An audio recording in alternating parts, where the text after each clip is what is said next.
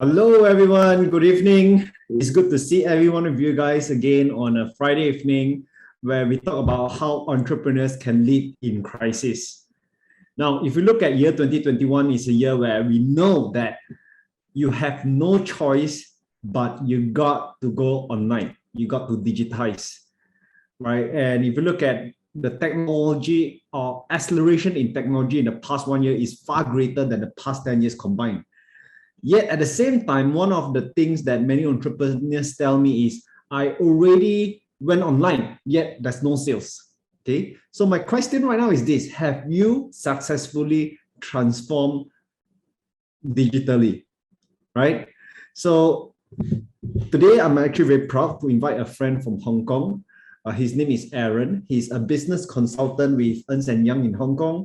And he's also the host of this podcast called Transformative Purpose. And he has also written a book called Reborn Digital. So I had a very good conversation with him. And one of the key learnings I have gained from that session was how he was being a part of Lala Move, right? I know all of you guys are Malaysians. You also know Lala Move, but many people don't know that actually Lala Move came from Hong Kong, right? And he shared with how he was being a part in Lala Move and how Lala Move actually broke away from a red ocean and they managed to grow to becoming one right now a regional player. And if I'm not mistaken, Lala Move right now is preparing for their IPO, right?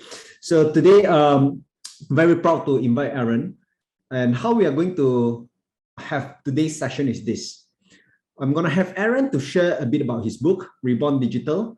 And then later on, I'm going to go into a Q&A session where I'll be asking Aaron several questions. And for you guys here in Zoom, later on, if you have any questions, please type on the chat as well. All right, I see some hellos from David and Aaron. All right. And for you guys on Facebook, just do bear in mind that this session on Facebook will only last for 15 minutes. So if you want to attend the Zoom session, right, please come to Zoom, right? Click on the link on the comment box and you can come to our Zoom session. So our conversations are having here in Zoom. So if you have any questions, right, join us in Zoom. And remember this, the session on Facebook will end after 15 minutes, all right? So without much further ado, I'd like to have Aaron. I'd like to have Aaron to take over the stage. Thank you, Jonathan. And good evening to everyone. Thank you for spending time in your evening, the Friday evening with us. Let me just quickly share my screen here.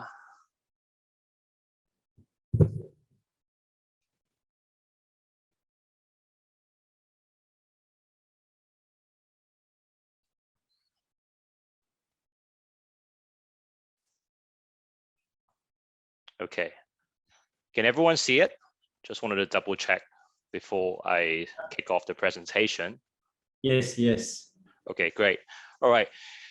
Again, so my name is Aaron. I'm many things. Like Jonathan has put it already, I'm a business and digital strategist, and I've been doing business consulting and digital consulting since the early 2000s. In fact, I still remember I set up my first e-commerce business when I was still a university student, so pre-Craigslist and pre-eBay, and that was 15 years ago. So it's quite surprising to see, 15 years later, a lot of people are trying to catch up to this curve, and we're still seeing the same thing. So like Jonathan said, I've authored 2 books. My first book was actually about parenting, The Asian Dad. I published it on Amazon last year. And my second book, which just came out in Hong Kong and Macau early this year, was around my line of work, which is around digital transformation.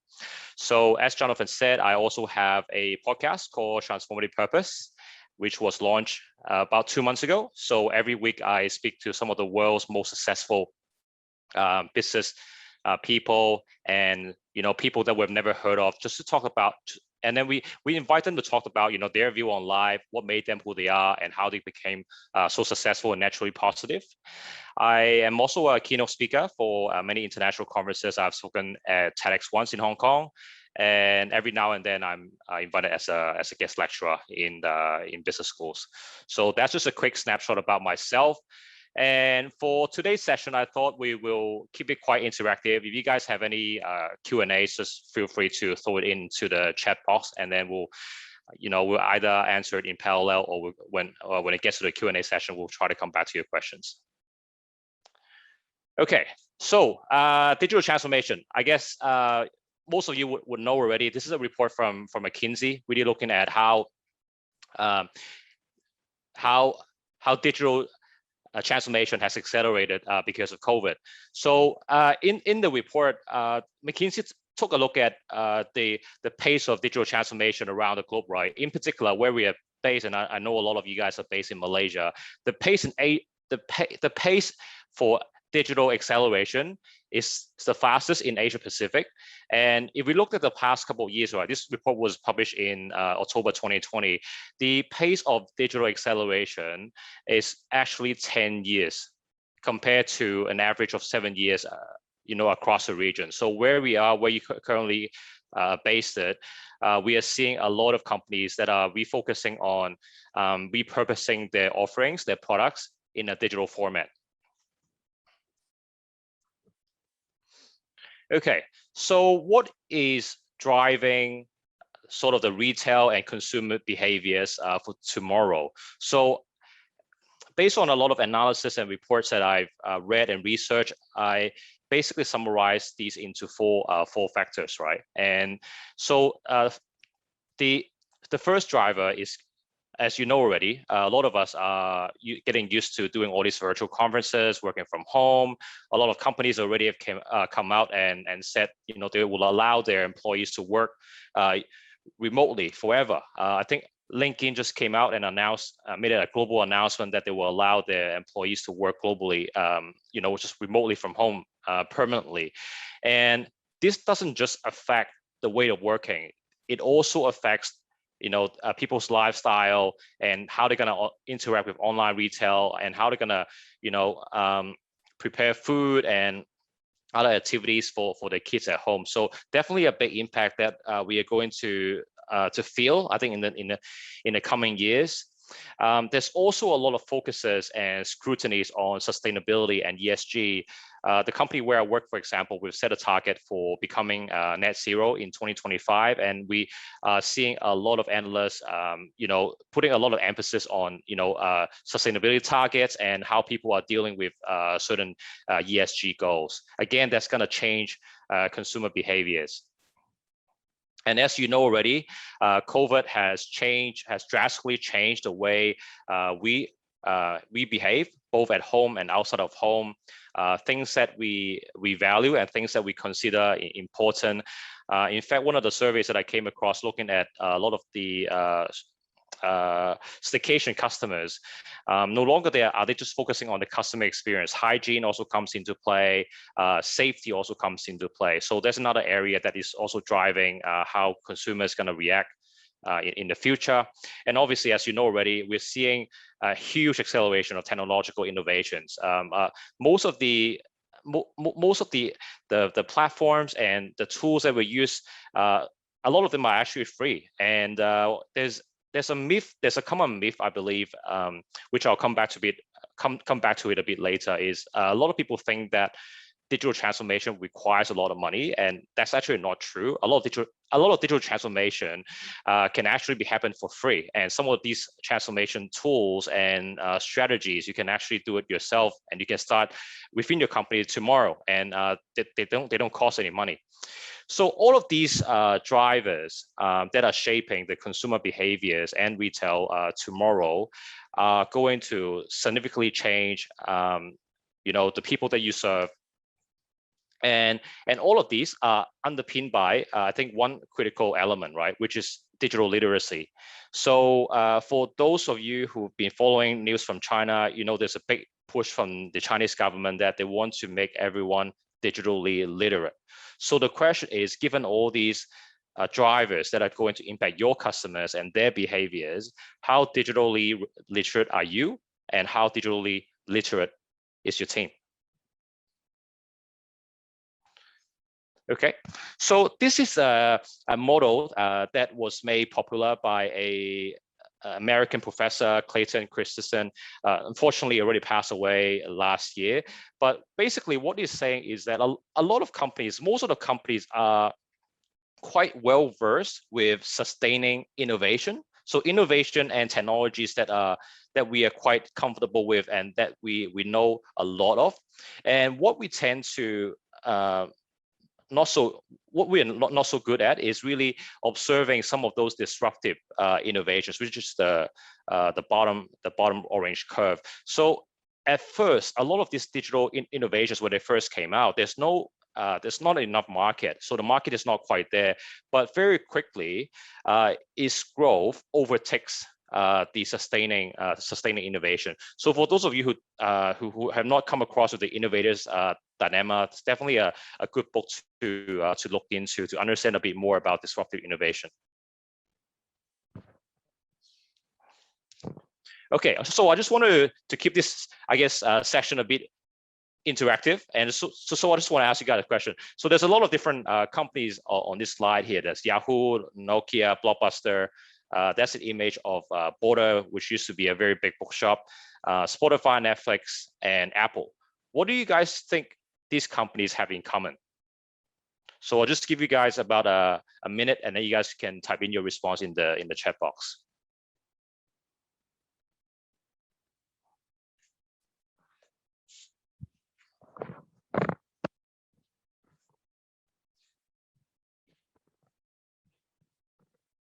We have some responses coming in. Let's see. Yeah, we've got a couple tech companies, resisting change versus embracing change, disruptors.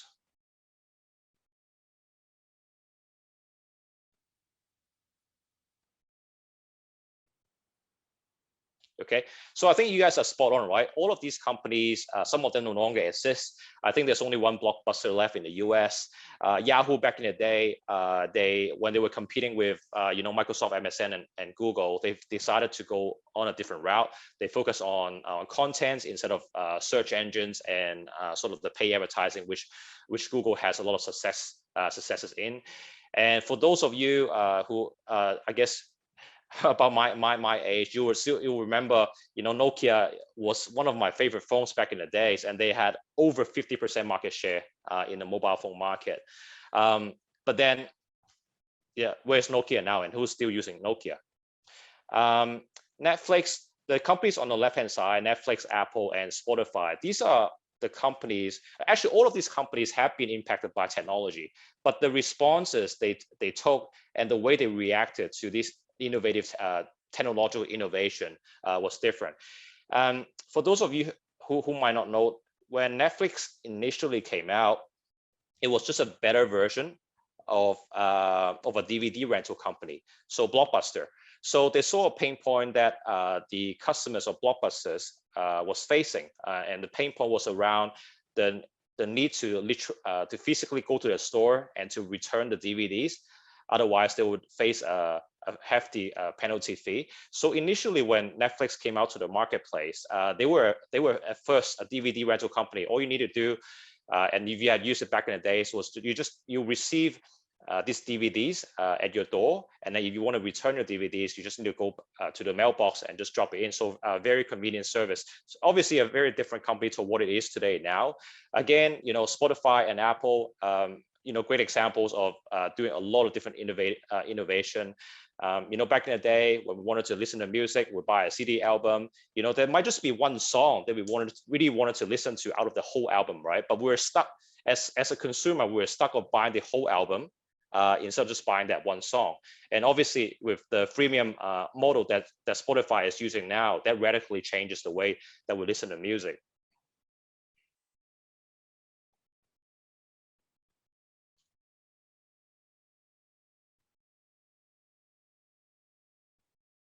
Okay, I like talking about Apple because Apple is not just a mobile phone. And I think that's what a lot of people used to think, right? When Apple first came out, it is a mobile phone. But if you come to think about it, there's actually a lot of use cases for a smartphone such as Apple. It is an alarm clock. It is a device where It can enable us to listen to music. It is also a microcomputer, and it is also a camera. So if you own a business that is operating in those niches, sometimes by focusing on too much just on your current industry, you might overlook some of the new innovations that are happening in your adjacent industry that might end up disrupting your industry. And I think these are a great example of that.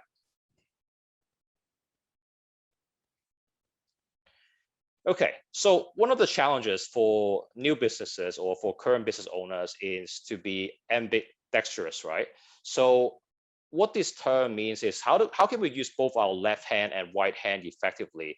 And your left hand, and we use an analogy for this because as a business owner or operating a business in the new digital era, not only do you need to explore your current market, you also need to allocate resources to explore the new market. So there's a great story that I often quote a lot from Henry Ford, right?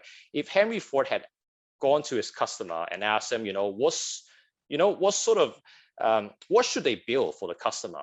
And back in the days, right, the customer would probably tell him, I want a faster horse. But the challenge for a lot of us today is that, sometimes even the customers don't know what they want, right? How can we actually innovate and come up with something that can drive new demand for either our existing customers or customers that we currently don't serve? Okay, so as it was alluded by Jonathan at the introduction, there is a lot of research about digital transformation, right? And it might surprise you that around 90% of transformational programs actually fail to deliver what they wanted to achieve in terms of looking at their goals, right? So what are some of the reasons for such a high failure rate? And if you guys are going through transformational programs or are thinking of embarking on a transformational program, these are definitely the areas that you should sort of self-assess before you go on a journey. So just go through one by one, right? And a lot of the clients, customers that I serve tend to start with the wrong questions. You go into the CEO or CMO, one of the first things they may say to you is, how do I increase revenue? How do I cross-sell? How do I upsell my products and services? If you are asking this question or you know someone who are focusing on these questions, make sure you redirect their focuses, right? So the better question should be, why should someone do business with you, right? Why should customers buy your products instead of your competitors' products?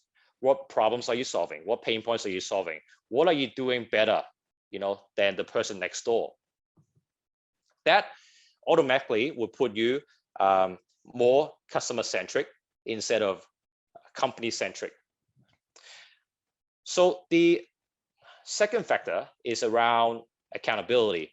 For some companies, they would hire a digital team, they might hire a CDO or chief digital officer, and they might just get them to do the work without realizing that transformation is actually everyone's job, but in particular for the top management team. Lack of clarity.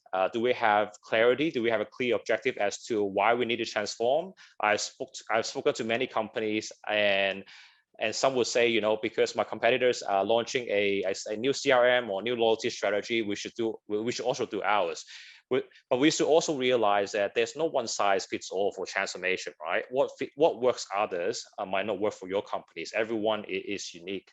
And I was talking to a client the other day, and they were just saying, they were just laughing about it. If you look at startup, for example, a startup might be very successful, and someone might say, okay, they got a football table. They got a football table in the reception.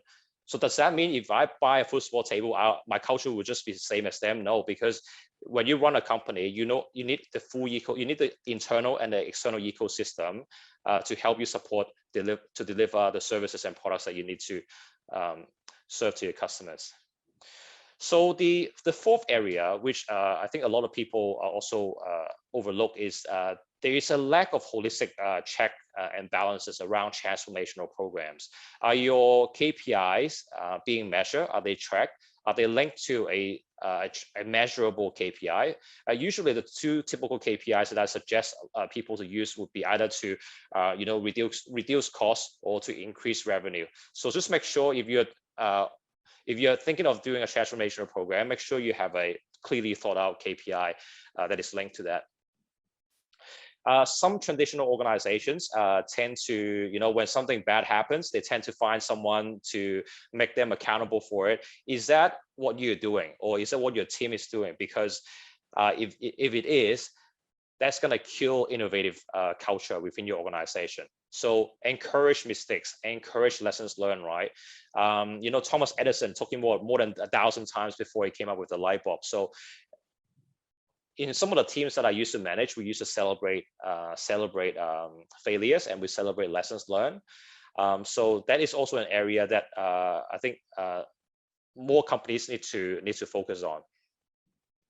And the last one is around the lack of understanding of digital transformation. To some people, some organizations, they think that digital transformation should sit within IT. They are technology projects, but it's actually not. Digital transformation is a lot more than just running your IT projects or just implementing a website, implementing a CRM. It should always be business-led, and digital transformation should always be an enabler for the business initiatives. So it should always enable what the business is trying to achieve.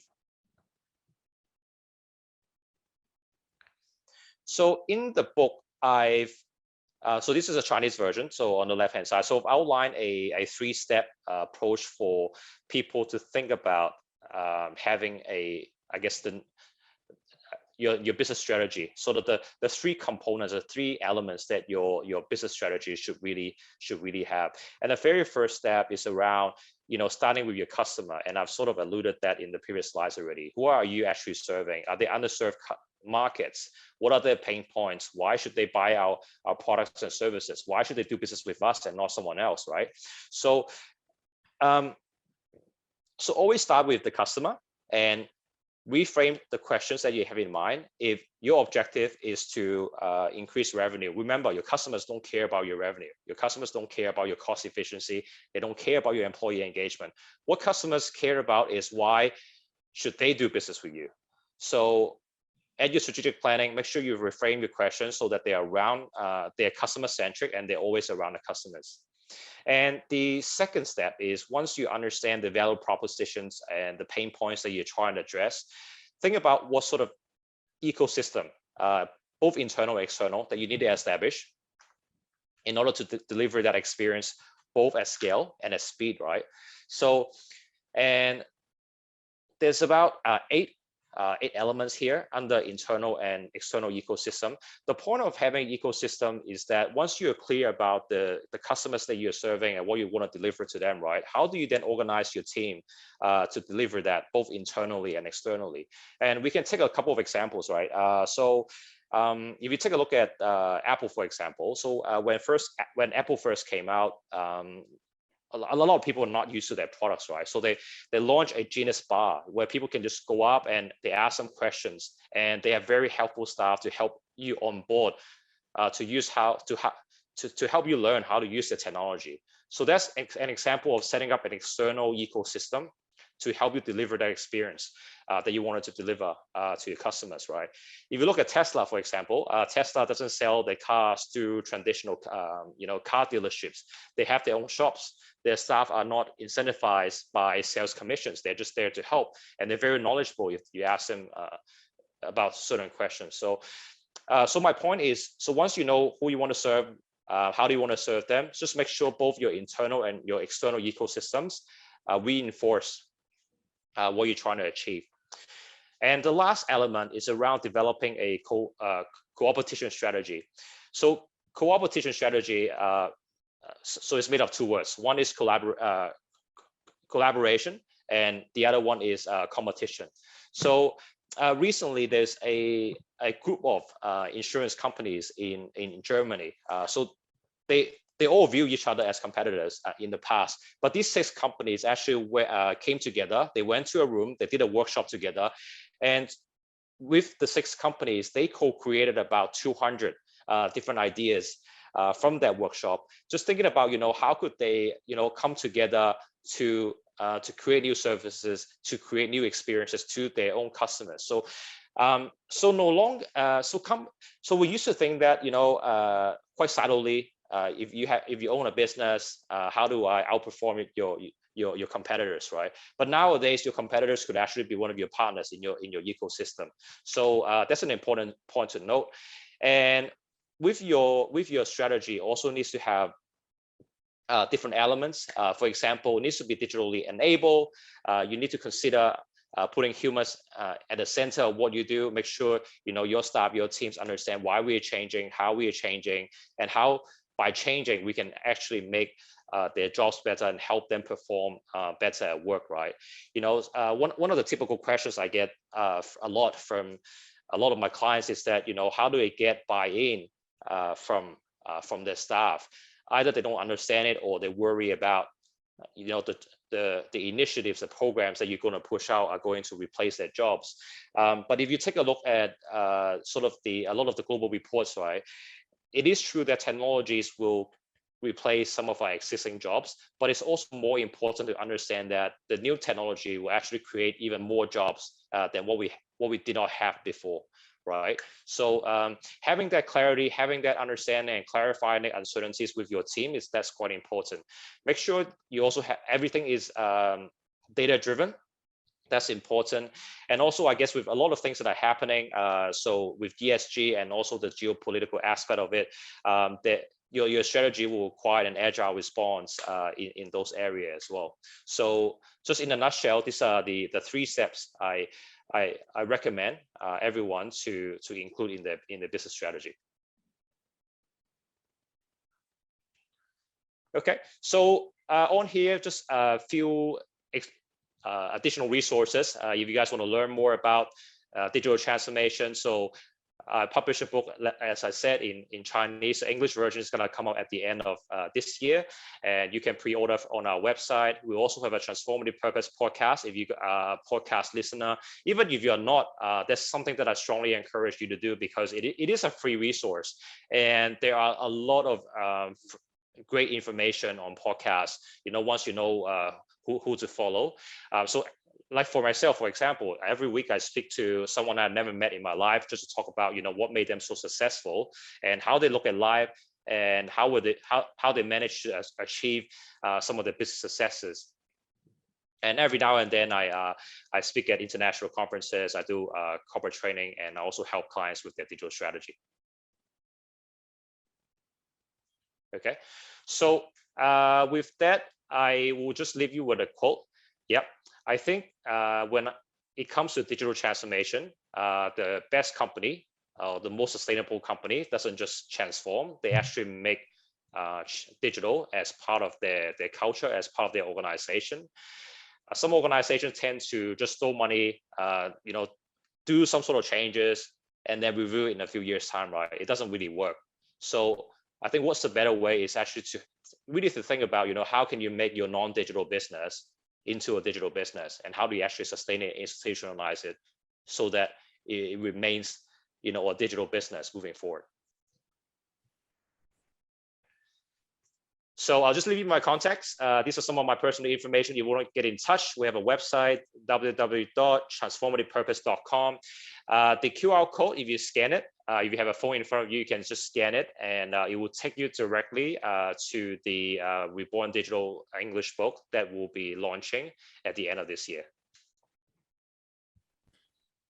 All right. Thank you so much, Aaron. Thanks for sharing. I know you only have half an hour, so it was a very high-level summarized version. So in this Q&A session, what I'm going to do is I'd love to drill into some of these topics that you have discussed over there. And for 50 of you guys who are listening over here, if you guys have any questions, please type on the chat, and then I'm going to ask these questions for you. Okay, so I'm going to ask the first question. You mentioned digital transformation don't have to be expensive. In fact, you mentioned that you can do it for free. And as Malaysians, when we hear that you can do it for free, we are very excited. I don't know about you guys in Hong Kong, but when we Malaysians hear that, okay, I can transform and it doesn't cost me any money, we are very excited. So just one simple question is, if I am a traditional business, how do I transform for free? Let's say if I'm just a chicken rice shop. Yep. Yeah. How do I transform for free? So I'll just give you some examples, right? And the reason why I said it's for free, because I've done it for free in the past, right? And it starts within yourself. So I'll just give you a couple of examples. Everyone can do something, can innovate for free tomorrow, right? Just the way you send out emails. What time do you send it, right? What subject headline do you use? You know, do you start with image first, or do you start with contents first? Okay, the different ways that you greet your customers. So say if you're in marketing, right, and you've been sending these EDMs on a weekly basis with the same content, same images, right, and you're getting the same conversion.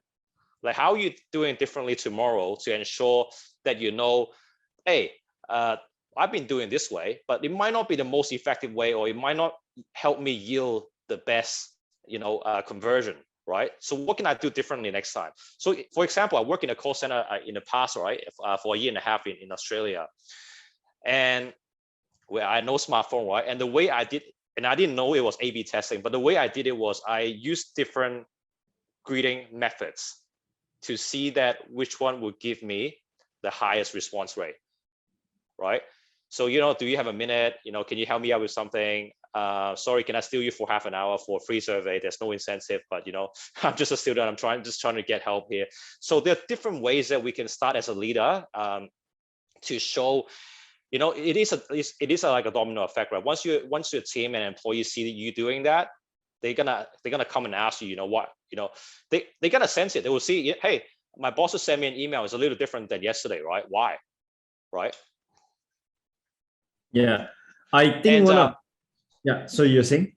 Sorry, and about that chicken shop question that you just asked, right?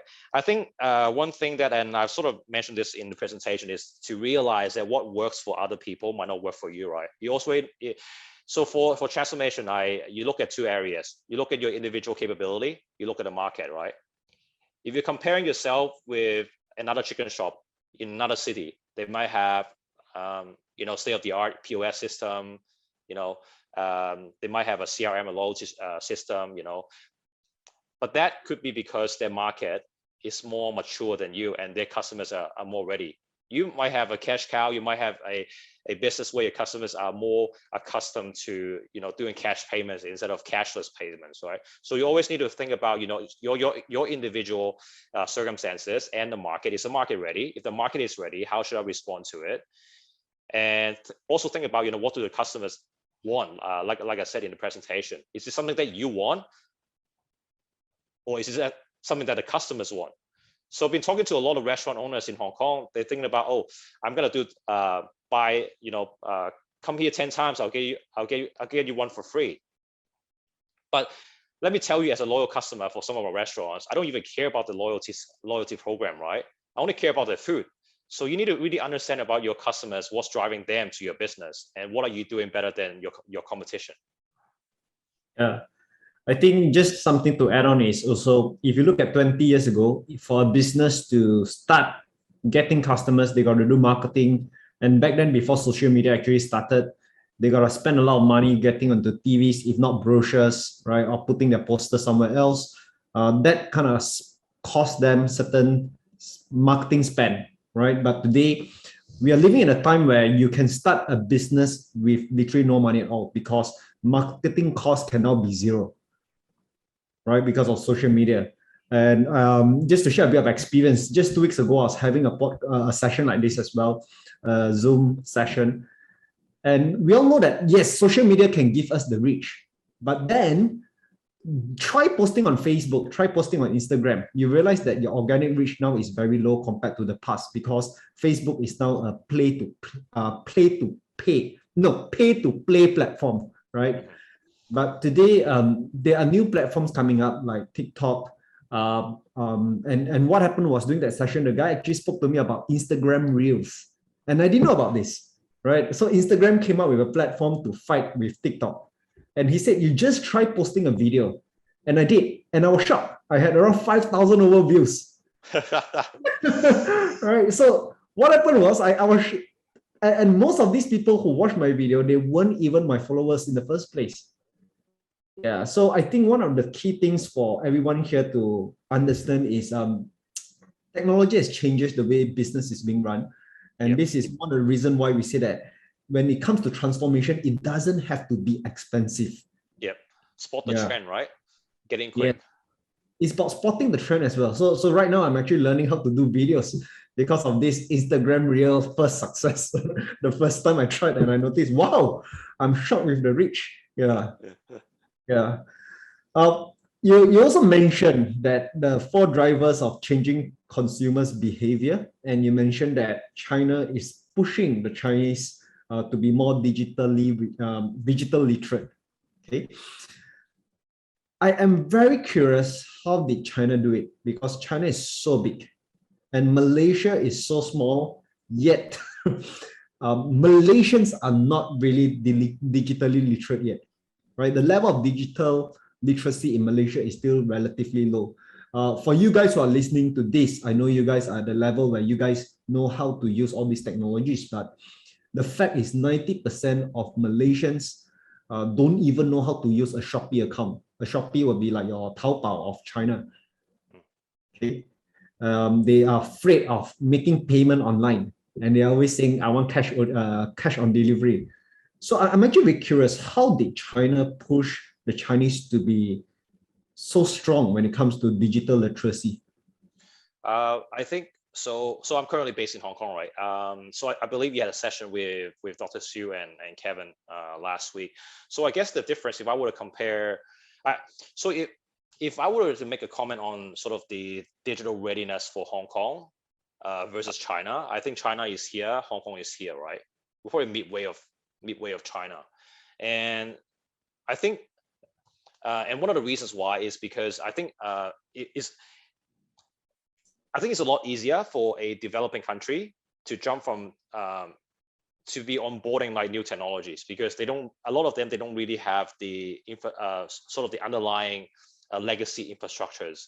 Whereas if you take a look at payments, for example. So Hong Kong, we went through a period of debit card and credit card for so many years, right? Whereas China just jumped from cash to cashless. Exactly. Yeah. So, but for Hong Kong, we have Autopus. Like Autopus, it has huge market share in Hong Kong, and they've been dominating for so many years. But there was not much innovation there. But if you just look at China, all of a sudden they just leapfrog and just overtook. They overtook Hong Kong, in terms of payments. So, so I think that top down push is important. Obviously with the digital literacy that I mentioned from the Chinese government, I have not seen. I think we have some initiatives to push for innovation in Hong Kong, but I have not seen the level of commitment, the top-down commitment that we see in China. And like I said, I think that together with some of the legacy infrastructures, once the infrastructures are there, it's very hard, it's very expensive to replace.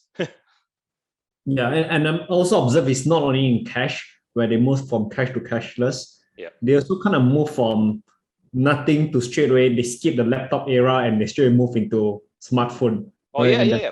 Of course, yeah, like right now in China, close to yeah, 99% penetration for millennials on social media. yeah. And it's crazy.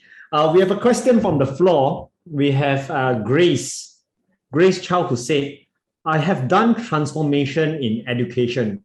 In fact, she mentioned that she has proposed to our former prime minister, but our former prime minister didn't even bother. So now she has created a edtech education technology business called Ed2 that helps students to have accelerated learning despite the COVID situation. So she's in preschool where she used brain reading. She goes into languages, the Chinese, Mandarin, and other languages. So her question is this. Let me look into her question. Okay, her question is she's looking at can a SaaS company like hers enter the Chinese market?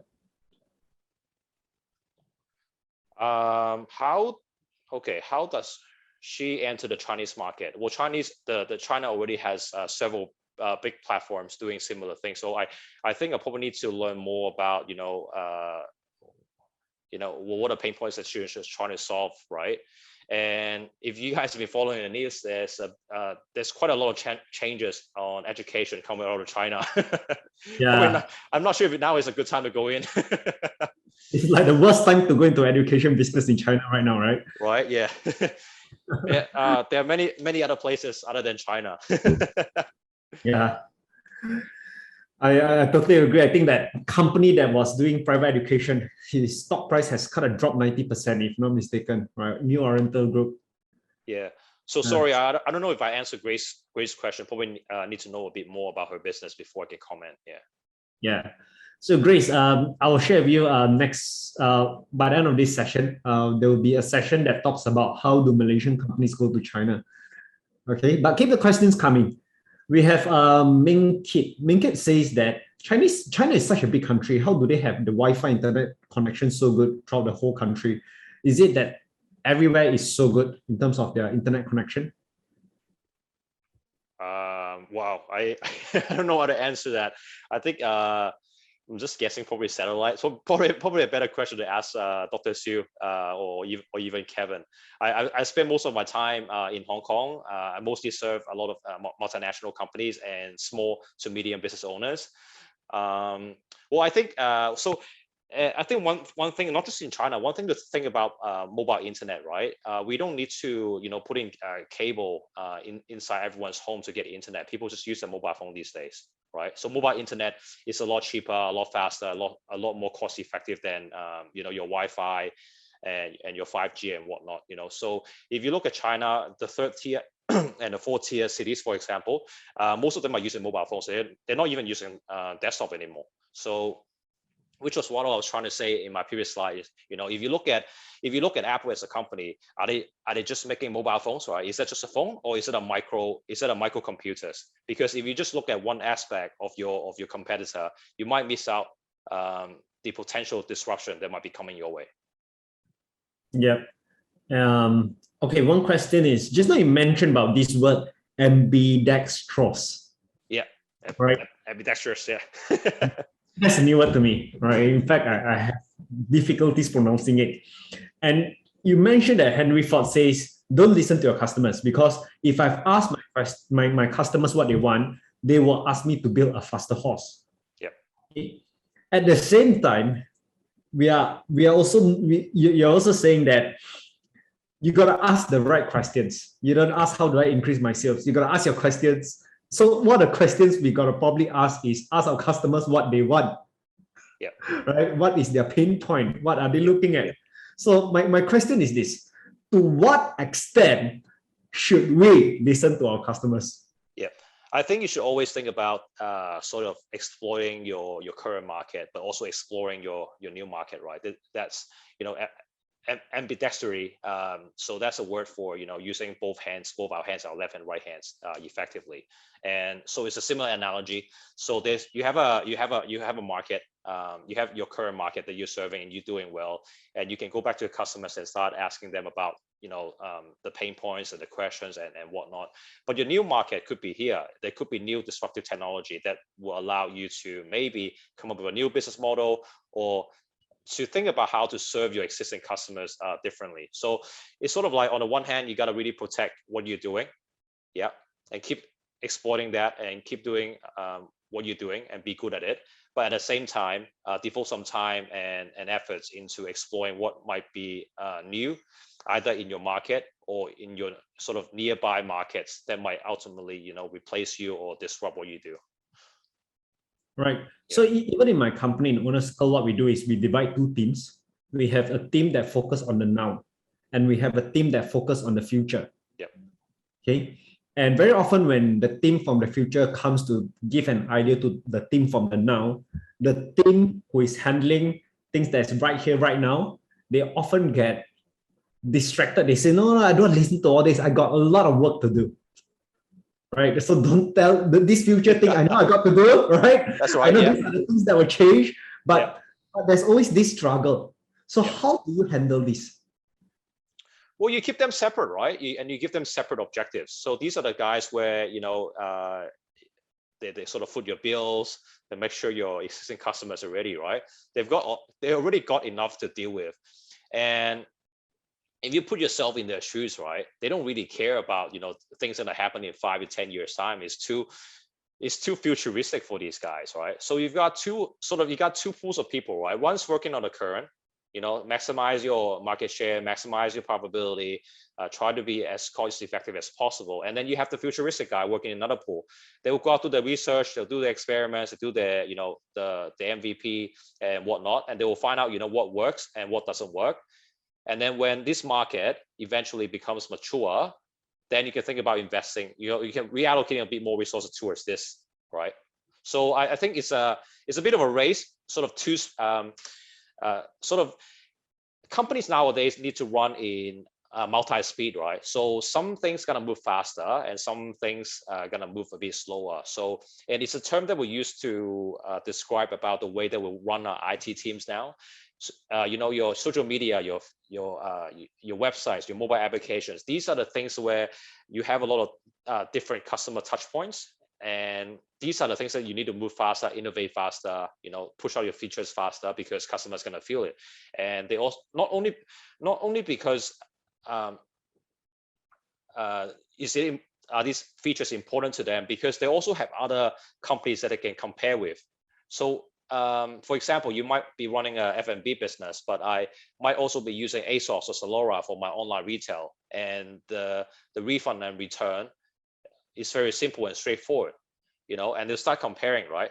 So it's just important to have that comparison. In fact, there's another book that I would recommend around the tipping point, because we mentioned a lot about, so how do you allocate resources, the old and the new, right? So when the new is ready, usually we call it the tipping point. And usually from memory, there are 3 key elements to it, right? You need to, for tipping point to happen, you need the power of context, right? So the internet took about 10, 15 years to become what it is today. The cloud technology took around about the same time. I spoke to a guy called Yifan He. So he's the CEO of Red Day Technology, one of the guys who built blockchain service network in China. So the way he describes it is, blockchain is like the new internet, right? It's like the new global internet, but that's not going to happen tomorrow. And the market will slowly mature. More people will come on and understand more about what blockchain is, and more developers will start developing applications for it. So always be on the lookout, or what's happening on the market, and where you are today, and split between the two. Yeah, I love that book, Tipping Point by Malcolm Gladwell. Yep. And there's this book which also touched me as well. It's called Exponential Organization by Salim Ismail. Yep. Where one of the things he talked about is you want to have your team that is running the normal day-to-day business, but you want to also set up a team on the edge, separate team, right? That is working on exponential growth business, right? What's next? Okay. But how do you actually handle this when your team is still relatively small? Where should the founder be? Should the founder be at the now, or should the founder be at the future? Which team should he be putting more effort into? Well, the founder needs to be both. Yeah, the founder. I think one of the key elements for building a successful digital business is it's all up to the founder, whoever is up at the top, because everyone else looks at you. If you as a founder or leader, it's not digital or innovative yourself, how do you expect your staff, to be, right? And there's so many things, and I think it comes down to motivation, right? I've been listening to podcasts for several years. I read books. I learn new things, and I think one of the reasons I do that is because at some point you got to realize you're not the smartest person in the world, right? There are a lot of smart, people who are smarter than you. So it's kind of throwing yourself out there and just stop being, I guess, so egocentric about yourself, and start listening to how other people have made it successful and how other people have made it. Stay humble. I spoke to a guy, Alan Zeman. So he's a father of Lan Kwai Fong, the guy who built one of the international tourist attractions for Hong Kong, right? A very well-known business magnate in Hong Kong, right? And that's exactly what he said, right? Stay humble, never think that you're the smartest person in the world. And when you open up, when you have an open mind, and when you open about learning new things, you will come across all these new knowledges that eventually you'll find and you understand these technologies can actually be applied to my business. I know you guys spoke to Kevin last week. Man, that guy's been running his business for almost 20 years. But there's so much thinking and technology behind his business. The way he runs his marketing, the way he tracks his customers, the way he profiles them. Even if a storage business can be a digital business, I believe any business can be a digital business. Nice. You also mentioned that there's this case study in Germany where the insurance companies came together, right? So all of them are competitors. They came together and they collaborated to create a new service. Do you mind sharing a bit more about that project? Yeah, so it was just about six insurance companies. They decided to come together because they saw a lot of disruptions from new technologies, from startups, and it came to a point that they realized they can't do it alone, right? So then someone started a conversation. Why don't the six of us, come together in a workshop? It will talk about the challenges that are facing traditional companies, the new technologies that are coming in, the new startups that are coming to disrupt us, and what can we collectively do in order to create new propositions to customers. And so that was how it got started. And the reason why I mentioned this case study is not directly relevant to what we are discussing today, but I just wanted to mention it because we need to rethink and reframe how we view competition, right? In the past, it was very much about my restaurant versus your restaurant down the street. How can I get more market share than yours? How can I beat your customers? How can I steal your customers, right? But the customers might have different pain points. You might be able to serve the same set of customers by collaborating together, or you might even find out new customers by collaborating with what you thought are competitors, but they can actually be your partners within the same ecosystem. I'm actually very intrigued because 6 competitors who are all big boys in their industry come together. We have seen startups coming together, which is very normal because they always feel that they're the underdogs and you can't fight the big boys. So let's all underdogs come together and collaborate to fight against the big boy. Look at GameStop. Yeah, just like what happened in GameStop. But how do you convince your competitor, who is also among the top market leaders, to come and collaborate? So just now you mentioned about you got to get buy-in from your staffs. Okay, I think that is still possible, but I'm very intrigued. How do you get buy-in from your competitors? Because a lot of these business owners over here, they will be interested as well, right? Because we are the small businesses, we are the underdogs. But how do we go to our competitors and say, hey, let's come together? Yeah, look, I think a lot of people need to realize that ideas mean nothing. That 99% of ideas come down to execution. You and I can have the same idea, right? But you might fail, I might succeed, or you might succeed, I might fail. It all comes down to execution. And I personally am not a fan of persuading or convincing people who don't believe what I believe in. I want to spend time working with people that believe in what I do, right? So maybe another perspective of that.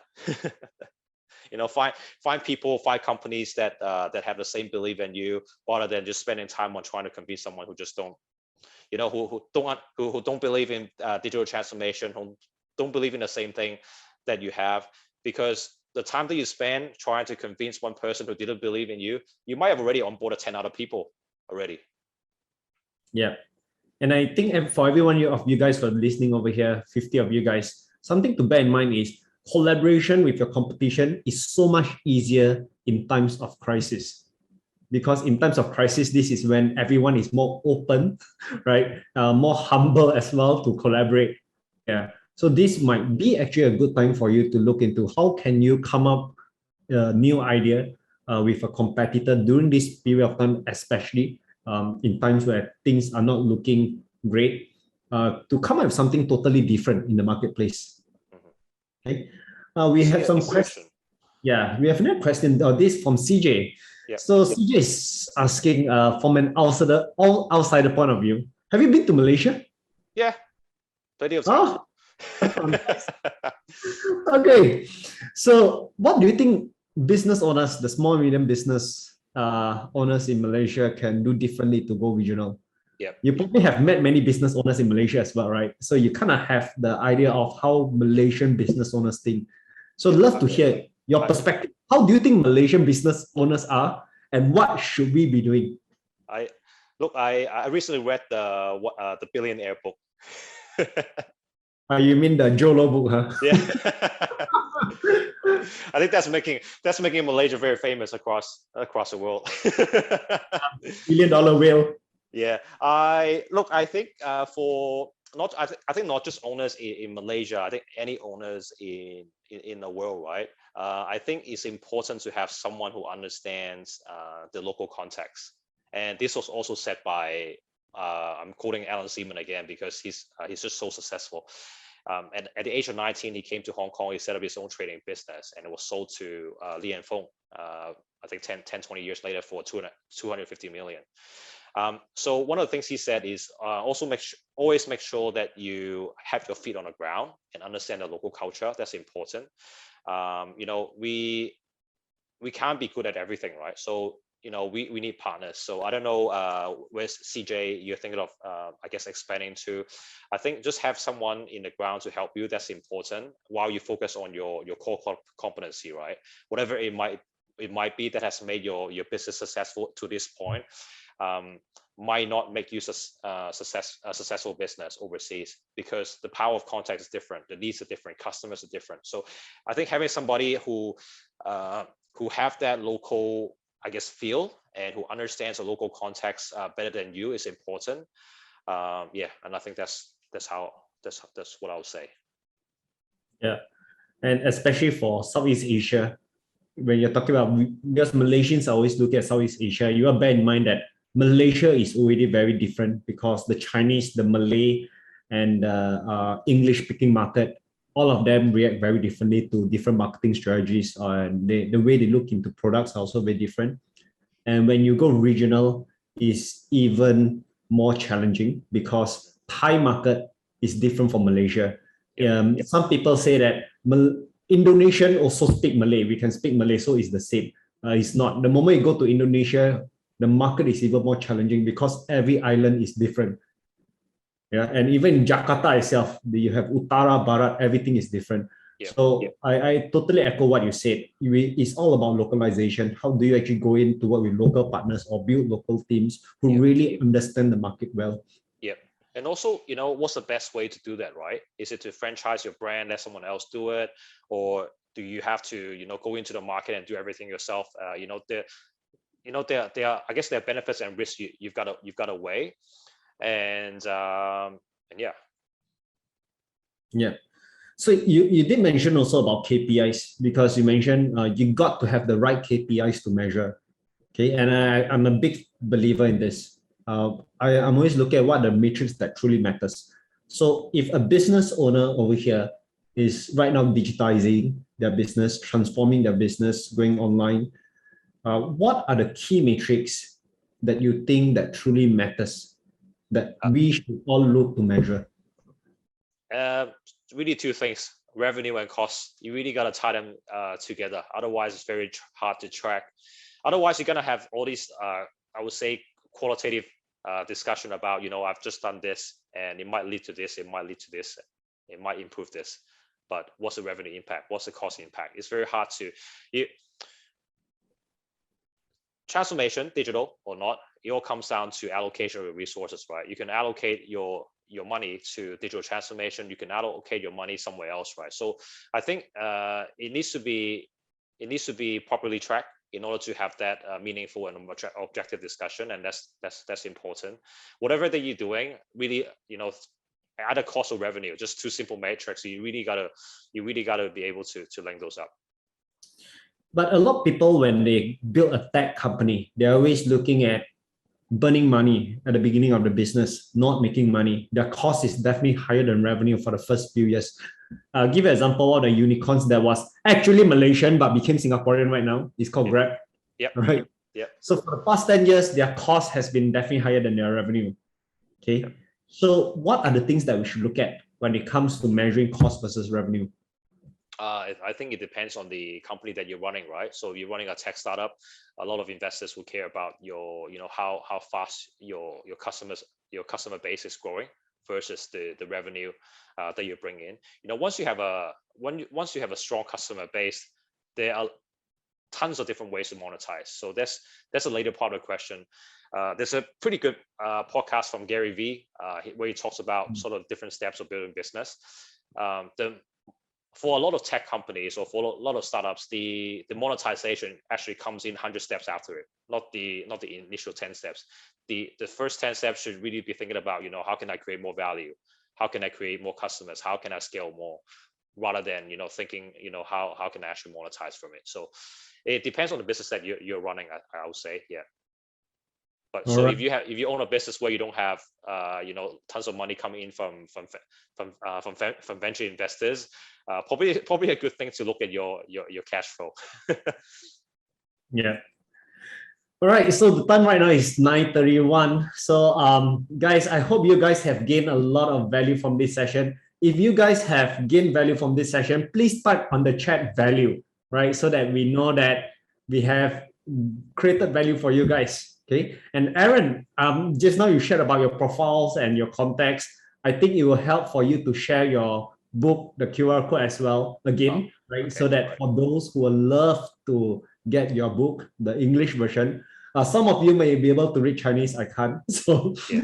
Some of you who can read Chinese, you can get it immediately. Yeah, just so you guys know, the reason why it's not available in English yet is because so I have a full-time job and also need to juggle between my job and my young son. So just decided to do Chinese first. And the English one is happening, and it will be ready by the end of this year. Yeah. Yeah. So I've just pasted a link there. So if you guys are interested, you can go ahead and pre-order it. There's the ebook version. I might do a paperback, later next year. But given COVID and sort of the logistics, we just thought ebook might be easier for everyone. Yeah. And the ebook version is available for the Chinese version. So if you guys can read Chinese and want to get a copy of that, you can also buy it from the site. Yeah. All right, cool. And for you guys who are still listening, I hope you guys have gained value from this Friday evening. Next, we have this session every 2 weeks, and I'd like to share with you guys what is up in 2 weeks' time, right? So in the next 2 weeks, this is going to happen on the 27th of August, just 4 days before our National Day. Okay, for some of you guys who was asking, how do I go to China? How do I venture into China? Okay, this is the session. Okay, so I've invited Richie Yong. He's the chairman of the Asian General Chamber of New Retail. And he will be, we're going to talk about how do you market and sell products in China. So I'm going to get him to share about the B2C e-commerce world in China and how Malaysians business owners like you and entrepreneurs can take advantage of this link that we are creating for you guys to venture into China. Okay, so I hope you guys are excited. If you guys are excited about this, please type on the chat excited. Okay, so that I know that you guys will love this session. It's English as well, Michael. Okay, so this will be English. Okay, yeah, Belvi, I think this will help your business as well. Okay, so yeah, so join us in 2 weeks' time with Richie Yong. I think Richie is in the room as well. Yeah, so in 2 weeks' time, Richie will be on the panel as a speaker. Okay, so thank you so much, Aaron, for being with us on Friday evening. I know you're feeling unwell right now, but you have really taken the time to be with us. So we have some of our members here who is saying thanks to you as well. Yeah. No worries. Thank you very much, everyone. Hope you guys stay safe wherever you are. Yeah, and see you guys in 2 weeks' time. Stay safe, everyone. Stay strong. Yeah. See you, mate. See you.